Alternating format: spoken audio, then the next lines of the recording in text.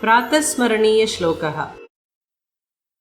कराग्रे वसते लक्ष्मीः करमध्ये सरस्वती करमूले तु गौरी स्यात् प्रभाते करदर्शनम्। कराग्रे वसते लक्ष्मीः करमूले सरस्वती करमध्ये तु गोविन्द प्रभाते करदर्शनम्। समुद्रवसने देवी पर्वतस्तनमण्डले विष्णुपत्नि नमस्तुभ्यं पादस्पर्शं क्षमस्व मे। अहल्या द्रौपदी सीता तारा मण्डोदरी तथा पञ्चकन्या स्मरेन्नित्यं महापातकनाशनम्।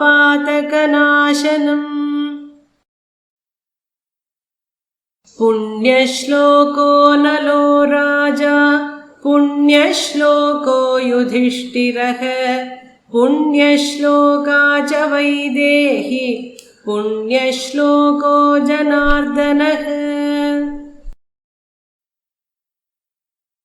कार्कोटकस्य नागस्य दमयन्त्या नलस्य च ऋतुपर्णस्य राजर्षे कीर्तनं कलिनाशनम्। अश्वत्थामा बलिर्व्यासः हनुमांश्च विभीषणः कृपः परशुरामश्च सप्तैते चिरजीविनः। ब्रह्मा मुरारिस्त्रिपुरान्तकश्च भानुः शशी भूमिसुतो बुधश्च गुरुश्च शुक्रः शनिराहुकेतवः कुर्वन्तु सर्वे मम सुप्रभातम्। भृगुर्वसिष्ठक्रतुरङ्गिराश्च मनुः पुलस्त्यः पुलहश्च गौतमः रैभ्यो मरीचिश्च वनश्च दक्षः कुर्वन्तु सर्वे मम सुप्रभातम्।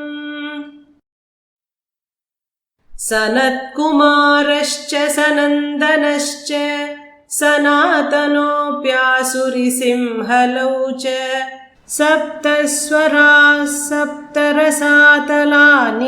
कुर्वन्तु सर्वे मम सुप्रभातम्। सप्तार्णवाः सप्तरसातलाश्च सप्तर्षयो द्वीपवनानि सप्त भुरादिलोका भुवनानि सप्त कुर्वन्तु सर्वे मम सुप्रभातम्।